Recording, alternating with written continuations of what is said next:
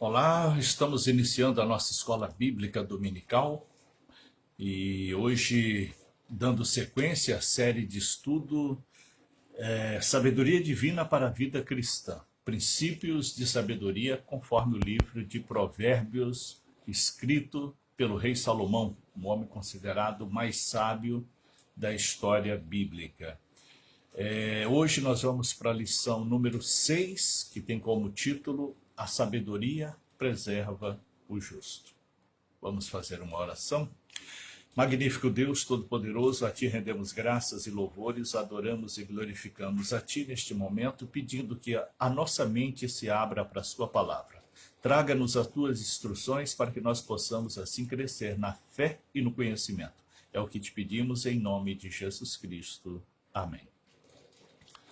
A paz para a irmã Rose, que já está interagindo conosco, e a paz também aos demais que forem chegando, clicando, curtindo, compartilhando, para que Deus possa assim abençoar essa mensagem.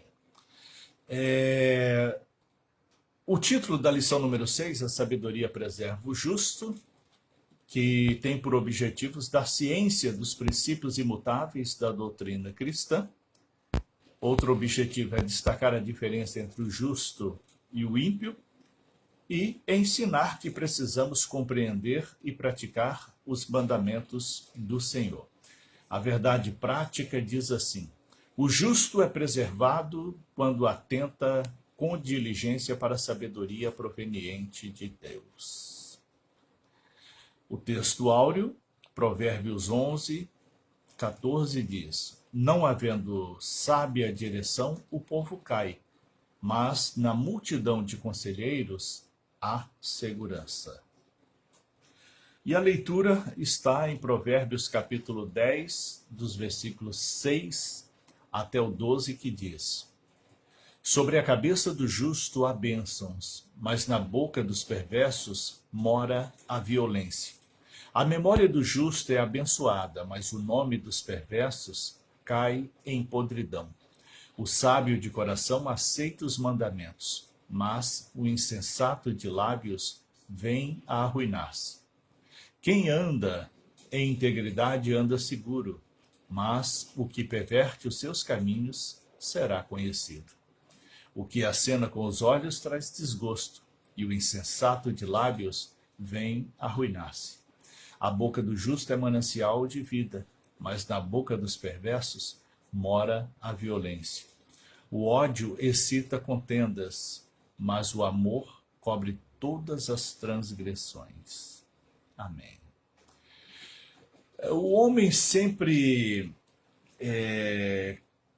carecerá da sabedoria divina para que possa viver bem. O ser humano, ele nasce com essa natureza pecaminosa, já nasce com orgulho natural, e por isso a tendência é distanciar de Deus. É preciso que nós o envolvemos com a palavra, que nós possamos então orientá-los, instruí-los para que possam voltar para Deus, porque pela natureza pecaminosa a pessoa vai sempre se afundando naquilo que o mundo oferece. Existe uma diferença entre o ímpio e o justo. O justo é aquele que é justificado pelo sangue de Jesus. Justo é aquele que, mesmo sendo pecador, aceitou a Jesus como Senhor e Salvador, e por isso seus pecados estão perdoados diante de Deus. Já o ímpio é aquele que ainda não conhece a Deus, que ainda não aceita a Deus, aquele que não tem uma vida espiritual completa. Ele vive nas loucuras do mundo, nos prazeres do mundo, na vaidade do mundo, na ambição do mundo, no orgulho que o mundo oferece, que o mundo dá, que o mundo proporciona, enfim, assim vive o ímpio. Quando nós aceitamos a Jesus como Senhor e Salvador de nossas vidas, nós nos tornamos justos diante de Deus. Mesmo que o pecado seja abominável, mas pelo sangue de Jesus, pelo sacrifício naquela cruz, nós nos tornamos purificados diante de Deus. O ser humano ele é limitado, né? Ele é limitado e permanece dentro desse limite do orgulho, e ele tem uma dificuldade muito grande de assimilar o que é certo, o que é errado, de assimilar as coisas corretas. E vocês podem observar que o ser humano ele pende muito mais ao mal, né? Com muito mais facilidade ele segue o mal. E já para seguir aquilo que é justo, aquilo que é certo, o ser humano tem uma dificuldade maior. Então, o que que é isso? É a rebeldia que está dentro de nós. É uma rebeldia natural que está dentro de nós e que precisa ser rompida, precisa ser vencida. Você pode ver que até as crianças inocentes, elas já têm essa natureza de alguma forma pender para o mal, né? Mentem, criam história, criam fatos, não querem um compromisso com Deus, apesar que estão na inocência, mas é preciso ensinar, é preciso instruir, é preciso tomar pela mão e levar para que possa conhecer ao Senhor. Então, as limitações da raça humana, elas permanecem ao longo da vida. Nós vamos crescer, envelhecer e nós não vamos conseguir superar as limitações impostas pela raça humana. Então, somente com a palavra de Deus, somente abrindo o nosso coração ao Senhor, somente permitindo que o Espírito Santo trabalhe em nós, é que nós vamos avançar com o conhecimento da palavra e com isso avançar na sabedoria. E assim nós viveremos conforme a vontade de Deus. Viver fundados nos princípios estabelecidos por Deus é um dever de nós cristãos, né? Nós precisamos buscar aquilo que é do reino de Deus, buscar a justiça de Deus, buscar a paz que o Espírito de Deus nos proporciona. Devemos ter esse esforço diário para que nós possamos, então, viver conforme os princípios e a vontade de Deus. A primeira parte da lição diz o valor da doutrina sadia. A doutrina bíblica, ela é imutável. Ela está acima do ser humano. Então não adianta a pessoa querer. Hoje está muito assim, as pessoas ficam pendendo de um lado para outro, vai para um lado, vai para outro, procurando aonde a palavra de Deus encaixa nele ou nela. Mas é ao contrário. É nós que temos que nos encaixar na palavra. É nós que temos que nos adaptar à palavra. A mudança tem que vir em nós e não na palavra. Passarão os céus e a terra e a palavra de Deus não mudará. A palavra de Deus ela é única. A palavra de Deus ela permanece. Então não há mudança na palavra de Deus. E as pessoas ficam procurando aonde ele pode encontrar a palavra de Deus distorcida, essa é a verdade, de maneira que encaixa nele.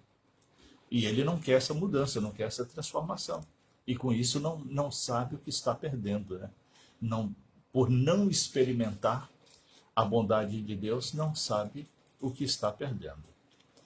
Em Provérbios capítulo 10, versículo 2, diz assim: os tesouros da impiedade de nada aproveitam, mas a justiça livra da morte. Então, ao conhecer a justiça de Deus, nós estaremos livres da morte, porque seremos salvos e seremos considerados justos diante de Deus pelo sangue de Jesus Cristo. Então, isso é sabedoria. O mundo não consegue entender esse mistério. O mundo acha isso uma loucura, não consegue compreender os mistérios do sacrifício de Jesus.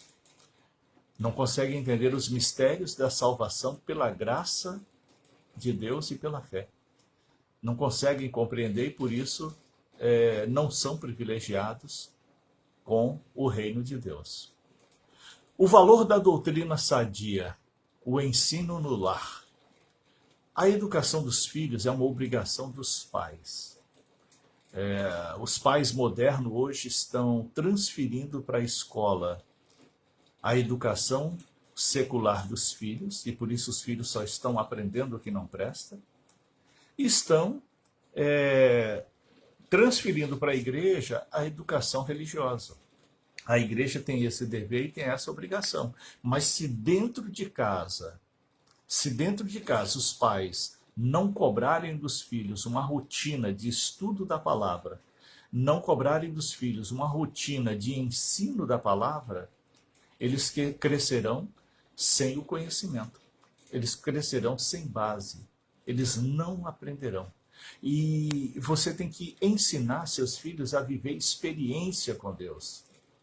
Vocês têm que ensinar seus filhos a conhecer o poder de Deus, a graça de Deus. Esses dias, uma criança de 4 anos, uma criança de 4 anos, adoeceu, estava ali doentinha e pediu para a mãe chamar o pastor, me chamar para ela, para que ela pudesse ser curada. Olha só, uma criança de 4 anos tendo essa consciência. Então, essa criança já conhece o poder de Deus. Essa criança já experimentou o poder de Deus. Essa criança, ela não conhece Deus só de ouvir falar. Ela conhece Deus por experiência. Então, é isso que os pais precisam fazer. Ensinar os filhos, proporcionar aos filhos o conhecimento do poder de Deus para que eles saibam que Deus é um Deus vivo, que Deus existe, que Deus é real, para que assim eles possam crer e desenvolver. Portanto, isso é uma missão do lar, é uma missão dos pais, ensinar os filhos sobre as coisas de Deus, sobre o reino de Deus. Cabe aos pais dar aos filhos as orientações necessárias para promover o bem-estar e o equilíbrio em suas vidas.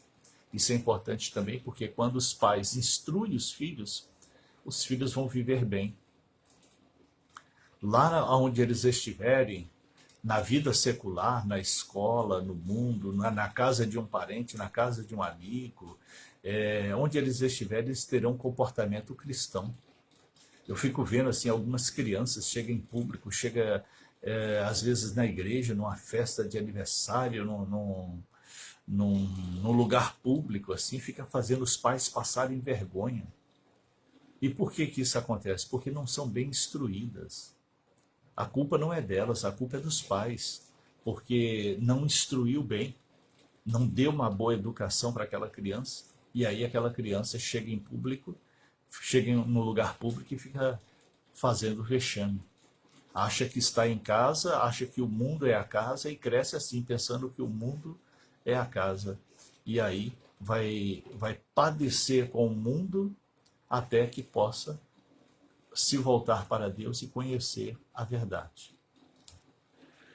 A paz também para o irmão Legils, para a irmã Aldenira, que Deus seja louvado e glorificado e possa abençoá-los nesta manhã com essa palavra.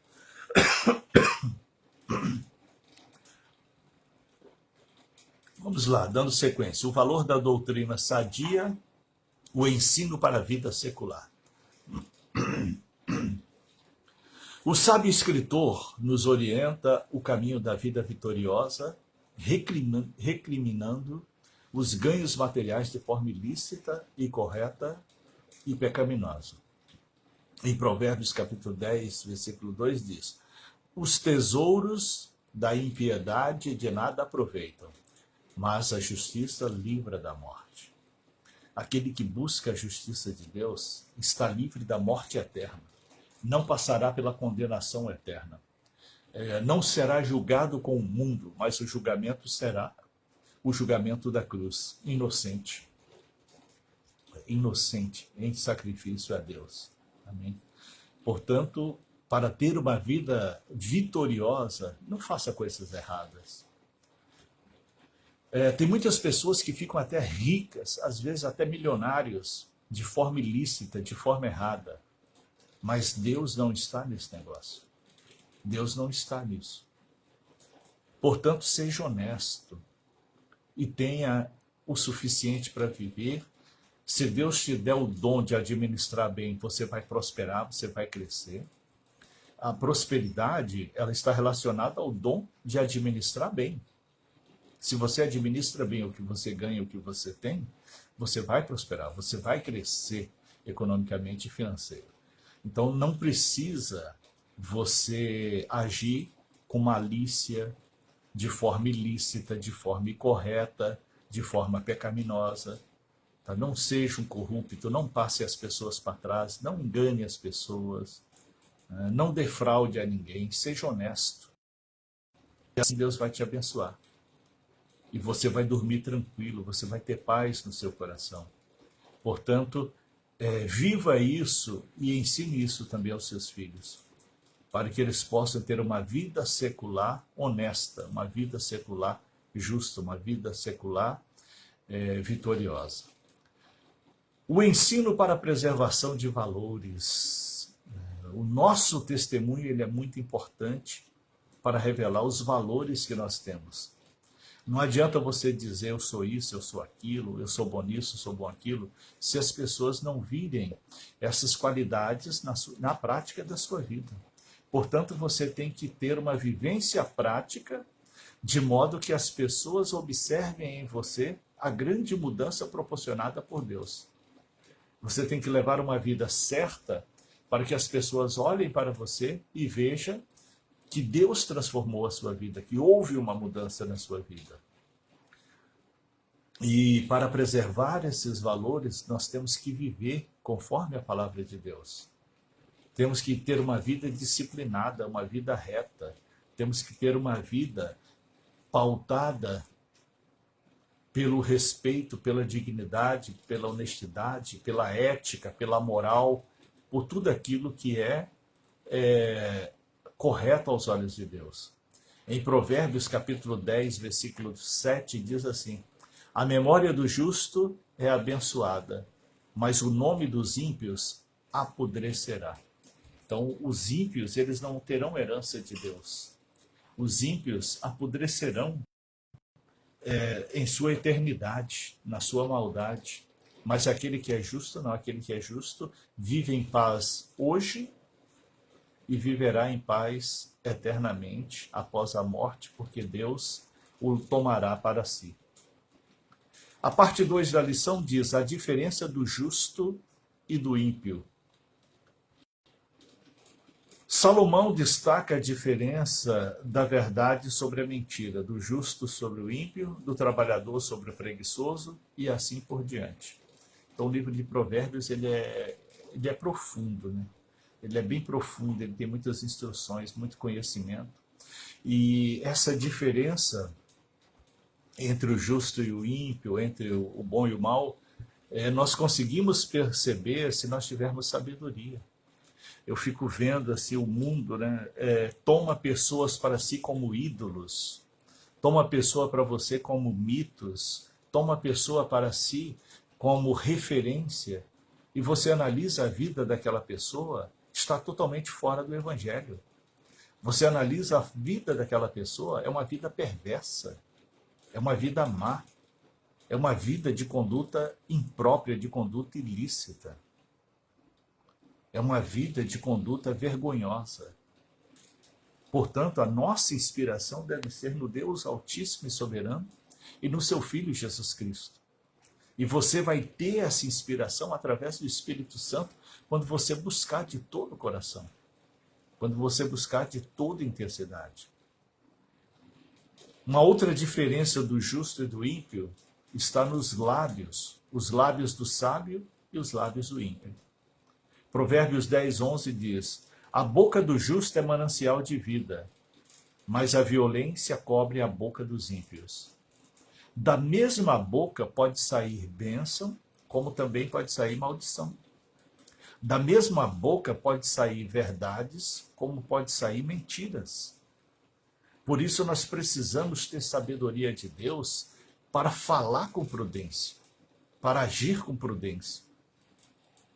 Nós temos que buscar a sabedoria de Deus para falar aquilo que edifica, aquilo que é bom. Mas também buscaremos sabedoria para saber ouvir, para que não sejamos enganados, para que não sejamos iludidos, para que não venhamos cair nas mesmas armadilhas daqueles que estão distantes de Deus. E olha que tem muitas pessoas distantes de Deus achando que está no reino.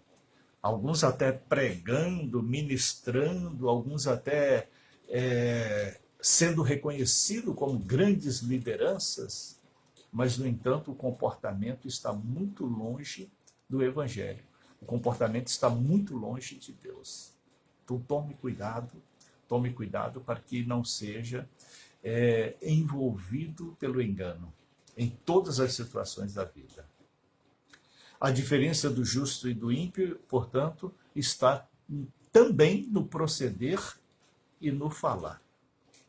Pelas atitudes você vê se a pessoa realmente está com Deus. Pelas palavras você vê se essa pessoa está realmente com Deus. Pelo comportamento você vai ver se essa pessoa realmente está com Deus. Portanto, nós mostramos para os outros quem nós somos no mundo espiritual. Nós, pelo nosso testemunho, pelo nosso comportamento, nós mostramos para as pessoas se nós estamos bem com Deus ou não.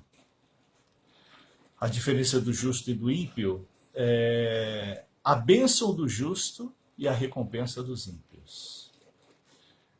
Provérbios 10, 24 diz assim: o temor do ímpio virá sobre ele, mas o desejo dos justos Deus cumprirá.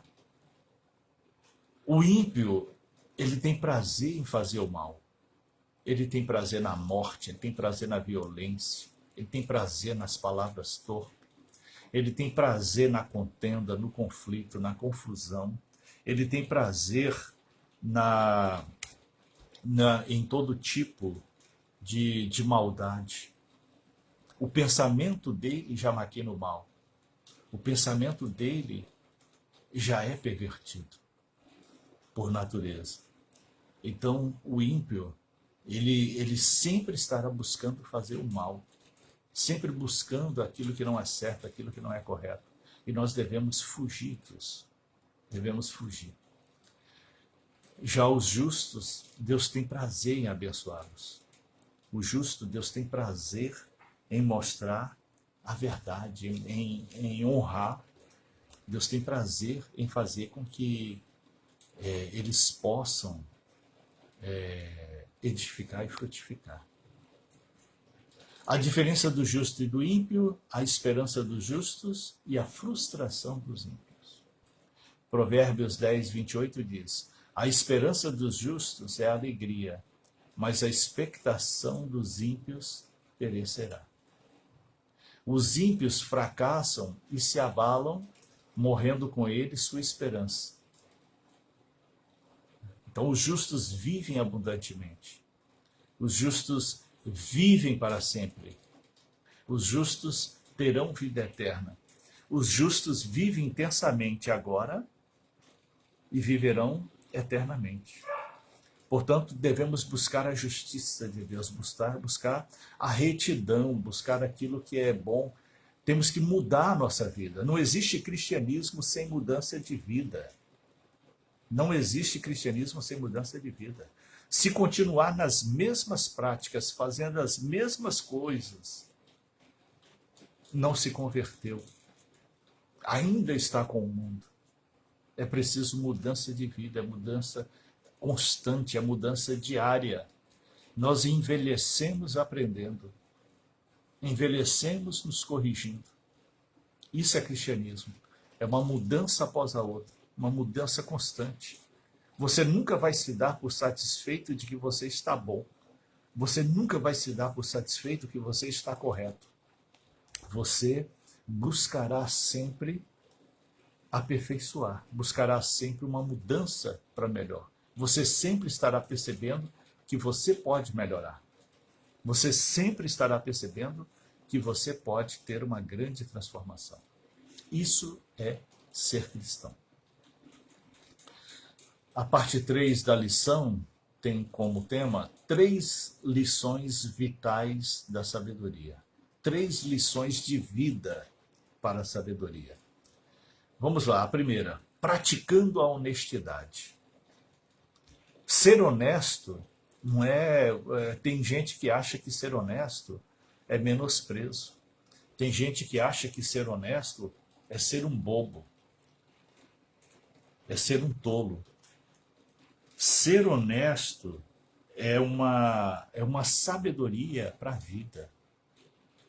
Ninguém perde nada por ser honesto. Ninguém perde nada por agir corretamente. Por que defraudar alguém? Por que enganar alguém? Por que passar alguém para trás? Às vezes a pessoa está ali no trabalho, né, vendendo aquilo que produziu com muito sacrifício. Ele sabe o preço daquele produto porque ele sabe o trabalho que deu para ele, o quanto custou para ele.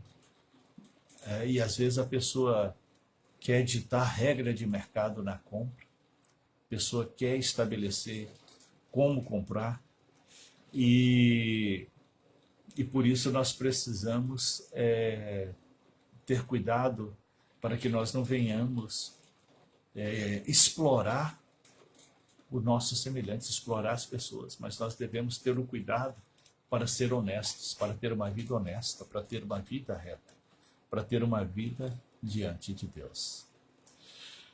Vamos lá.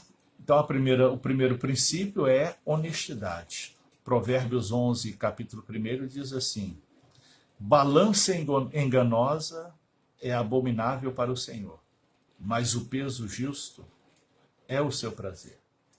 Então, tem pessoas que fraudam a balança, né? O comerciante que frauda a balança.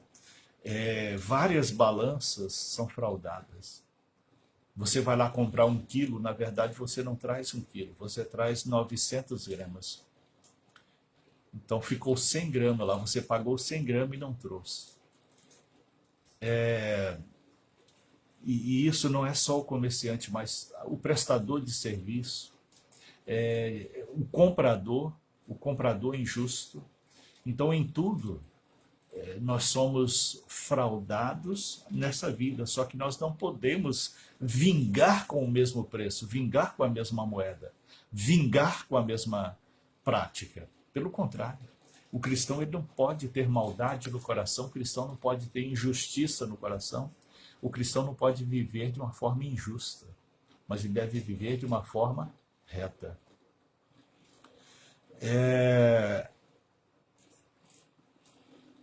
As nossas práticas devem ser tudo honestas, coisas assim condignas com a sã doutrina cristã. A nossa atitude deve ser de acordo com o Evangelho. E o Evangelho é justiça, é honestidade, é verdade. São princípios que nós não podemos abandonar, são princípios que nós não podemos esquecer, mas devemos praticar no dia a dia. Das 3 lições vitais da sabedoria, então a primeira é a honestidade, a segunda é destruir a soberba. Provérbios capítulo 11, versículo 2, diz: vindo a soberba, virá também a afronta, mas com os humildes está a sabedoria. O que é a soberba? A soberba é a pessoa querer só para si. Soberba é a pessoa querer prevalecer. Soberba é a pessoa querer levar vantagem. Soberba é a pessoa querer ser acima dos outros. Soberba é a pessoa querer levar vantagem em tudo. Soberba é a pessoa não ajudar quando pode ajudar. Soberba é a pessoa não socorrer quando pode socorrer. Então aí você vê que a soberba ela traz muitas maldades com ela. E nós precisamos romper com a soberba, vencer a soberba. A soberba ela é uma mudança no nosso caráter proporcionada pelo inimigo. A soberba ela é o inimigo que coloca em nós. Então a pessoa fica gananciosa, a pessoa vive querendo levar vantagem em tudo. Então seja um cristão e vença a soberba. Rompe com esse mal da sua vida que ele é destruidor. Ele vai atrapalhar a sua comunhão com Deus e a sua fé não será correspondida. Portanto, vença a soberba e seja honesto. A terceira lição vital da sabedoria é preservar a sinceridade. A sinceridade é um valor. O que é valor? Aquilo que tem representação para nós. O valor é aquilo que vale alguma coisa para nós. E a sinceridade ela é necessária na vivência cristã. A palavra de Deus em Provérbios capítulo 11, versículo 3 diz assim: a sinceridade dos sinceros os encaminhará, mas a perversidade dos desleais os destruirá. Provérbios 11, 3. Este deve ser o comportamento e o procedimento de todo cristão, completo em sua espiritualidade, integridade e honestidade. Portanto, seja honesto, rompe com a soberba e seja sincero. O cristão ele não pode ter duas palavras. Ou é sim ou é não. O cristão ele não pode ter mentirinha, né? Ah, essa mentirinha aqui, né? Só uma mentirinha. A mentira é filha do diabo. A Bíblia revela Satanás como o pai da mentira. Então toda mentira procede do diabo. Toda mentira precisa ser eliminada. Então instrua também os seus filhos, mesmo criança, porque às vezes eu vejo a criança contando uma mentirinha engraçada e toda a família dá risada, e toda a família acha muito legal. E a criança vai crescer com a mentira fazendo parte da vida dela. Porque foi um espetáculo. Né? Todo mundo riu. Todo mundo achou engraçado. Então rompe com a mentira desde a primeira infância. Ensine honestidade, ensine sinceridade, ensine a vencer a soberba. Ensine virtudes do reino de Deus. E se você já é um adulto, aprenda as virtudes do reino de Deus. E a sua vida será transformada. Não existe cristianismo sem transformação de vida. Não existe. Vamos lá agora para a quarta parte da lição. Os sábios princípios que preservam o justo. Como preservar o justo? Como a pessoa justa deve viver? Como a pessoa justa deve caminhar? É através da Bíblia, que é a palavra de Deus, que nós encontramos as orientações indispensáveis para a nossa preservação, para preservar a nossa fé, para preservar a nossa integridade. Portanto, mergulhe na palavra, medite na palavra, tenha a palavra de Deus como o guia da sua vida. Aquilo que você prometeu lá no dia do seu batismo, né, que teria a Bíblia como guia da sua vida. Tenha, medite nela todos os dias. Provérbios 11, 17 diz assim: o homem benigno faz o bem à sua própria alma, mas o cruel perturba a sua própria carne. Então a pessoa benigna, aquela pessoa do bem, ela vive feliz. A pessoa do bem, ela vive alegre. A pessoa do bem, ela não encontra a maldade. Ela não vivencia com a maldade. Quando ela percebe a maldade, ela pula fora. Quando ela percebe a maldade, ela sai fora. Ela não quer se contaminar, ela não quer se afundar naquela maldade. Então, os sábios princípios, eles preservam o justo. O princípio da prudência nos negócios. Vamos lá. Provérbios 11, 15.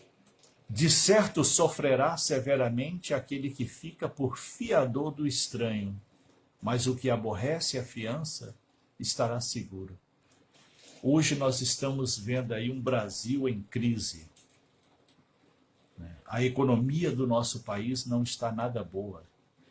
O povo brasileiro está endividado. 80% das famílias brasileiras têm dívidas. 80% das famílias brasileiras têm dívidas. E dessas, grande parte está inadimplente, não está dando conta de pagar as dívidas. Porque existem dois tipos de dívida boa, né? De dívida. A dívida boa e a dívida má. A dívida boa é aquela que você fez um financiamento de uma casa, está pagando. Você comprou um terreno, está pagando.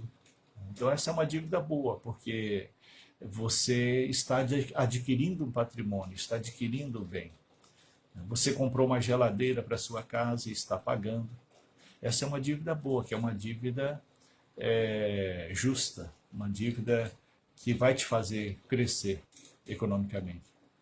Agora, a dívida ruim é aquela dívida que é o juro de 300% ao ano no cartão, é o juro de 300% ao ano no limite, é o juro alto que se paga, as parcelas infindáveis. Isso é sacrifício, né, desnecessário.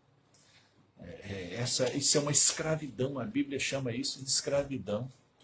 E Deus, e a palavra de Deus nos dá sabedoria para fugir da escravidão. Então, nós temos que estar prudentes nos negócios para que nós não sejamos escravos de endividamentos, para que não sejamos escravos de uma administração errada do dinheiro. A orientação bíblica é que nós devemos fugir dessas coisas e agir prudentemente para que a gente possa não viver essa angústia, essa aflição dos negócios errados. Então, quando vai fazer um negócio, preste muita atenção. Quando vai fazer um negócio, alguma compra, alguma venda, preste bem atenção para ver se você está comprando bem, para ver se você está vendendo bem, para que você não perda nada, para que você não tome prejuízos com isso. E isso também é sabedoria. E orai por sabedoria, que Deus te dará sabedoria. Outro princípio para preservar o justo é o princípio da contribuição voluntária. Deus abençoa todos nós e nós temos o dever e a obrigação de abençoar o reino de Deus, de abençoar a igreja do Senhor. Portanto, hoje muito se fala sobre dízimos e ofertas. Existe aí um grupo contestando os dízimos e ofertas. Olha, nessa vida tudo depende de dinheiro. Como que a igreja vai ter ar-condicionado se não tiver dinheiro para pagar a conta de luz? Como que o templo vai estar bem iluminado se a igreja não tiver dinheiro para comprar lâmpadas e pagar energia? Como que você vai beber água gelada se não tiver copo descartável, se não tiver água? Como que você vai ver um culto ali bom se os instrumentos estão com defeitos, se os instrumentos estão quebrados ou se nem tem instrumentos musicais? Como que você vai viver, vai cultuar ali de uma forma confortável se não tem cadeiras ou bancos bem estruturados? Então tudo isso tem um custo, tudo isso tem um custo. E não é um custo barato, né? Assim como uma empresa tem um custo caro para funcionar, uma igreja tem um custo muito elevado, que é um número muito maior de pessoas. Uma empresa vai ter ali uma ou outra pessoa dentro no decorrer do dia. A igreja junta muitas pessoas ao mesmo tempo. E tudo isso gera custo. Portanto, a contribuição voluntária, ela é um princípio de sabedoria e Deus abençoa os que contribuem. Não existe um contribuinte que não seja abençoado. Não existe um contribuinte que não prospera. Porque Deus tem promessas para os ofertantes e Deus tem promessas para aqueles que dizimam, para aqueles que são fiéis constantemente. Então, existem promessas diferentes. Aquele que só oferta tem um tipo de promessa. Aquele que dizima tem outro tipo de promessa. E o que oferta e dizima, esse tem as duas promessas juntas se cumprindo. Então, a contribuição voluntária, ela é importante. Ela é importante. Você será julgado pelo que você dá, e quem recebe será julgado pela forma que administra, pelo destino que dá. Portanto, esteja atento nisso, porque tem muitas pessoas que falam que não contribuem. Porque eu não contribuo, porque eu não sei para onde vai, o que está sendo feito. Vai com o tesoureiro e pergunta. Vai com o tesoureiro e pergunta, eu quero uma prestação de contas. Só que isso se você tiver dúvidas, né? Mas o seu dever é contribuir. E o dever dos outros, da diretoria administrativa, é administrar. Então, se eles estão usando mal, estão usando errado, eles serão julgados por isso, e não você. Você será julgado pelo que contribui, e não pela forma que eles usam. tá bom? Então não deixa essa soberba crescer no seu coração, porque você acaba perdendo o direito de ser abençoado. Provérbios 11, 25 diz: a alma generosa engordará, e o que regar também será regado. É a lei da semeadura, né? Semeia, rega, a planta germina, a semente germina, vira uma planta, cresce e vai frutificar. Assim também é conosco. Atos dos Apóstolos, capítulo 20, versículo 35, também nos traz orientações a esse respeito, né? Como resultado da generosidade, vem a bênção da prosperidade. Quando você é generoso, você prospera. Quando você contribui com o reino, você prospera. Por quê? Porque é promessa. É promessa. Vamos lá. Os sábios princípios que preservam o justo. O princípio da prosperidade espiritual. Então a Bíblia fala sobre prosperidade econômica e financeira, mas a Bíblia fala também da prosperidade espiritual. E devemos buscar tudo. Principalmente a prosperidade espiritual. Não somente, mas principalmente. Ganhar almas é um dever de todo cristão. Anunciar o reino de Deus até que ele venha, até que Jesus venha. Anunciar a glória do Senhor, anunciar o poder de Deus, anunciar a salvação de graça através da fé, anunciar a salvação e o perdão dos pecados através do sacrifício de Jesus na cruz. Isso é prosperidade espiritual. Você ter disposição para falar do reino de Deus, você ter disposição de trazer pessoas para o reino de Deus, você ter disposição de chamar as pessoas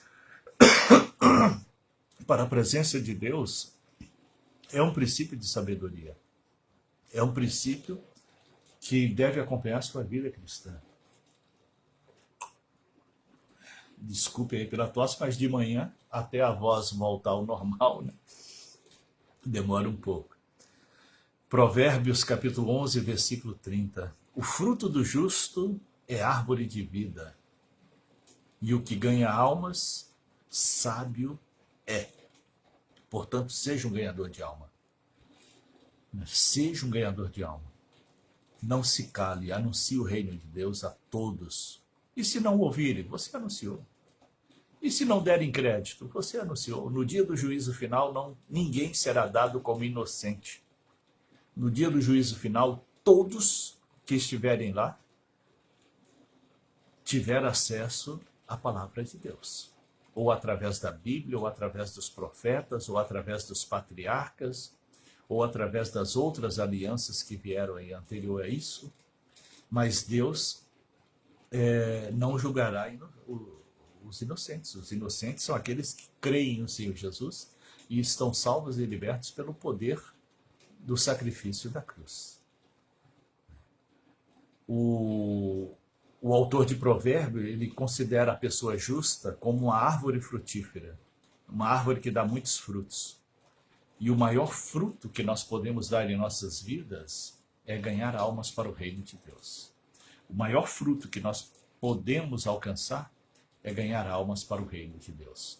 Portanto, seja um ganhador de almas. Convide as pessoas, chame as pessoas, pregue para as pessoas, despertem as pessoas, anuncie o reino do Senhor para as pessoas, para que elas possam crescer e frutificar conforme a vontade de Deus. Concluindo a lição de hoje, a conclusão diz assim: o nosso Deus ama o juízo e não desampara o justo. O justo é preservado para sempre, porém o ímpio até a sua descendência será desarraigada da terra. Aqueles que guardam o conserto, amando a Deus sobre todas as coisas, serão recompensados pela justiça e fidelidade de Deus. No dia da destruição, Deus será seu abrigo, seu refúgio e sua fortaleza. Lembre-se que haverá um dia do julgamento de todas as coisas.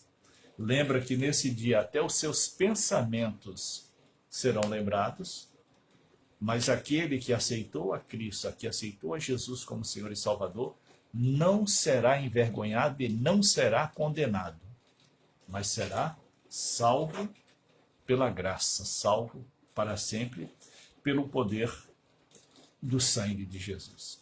Portanto, viva o Evangelho, viva conforme o Evangelho, para que Deus possa te abençoar.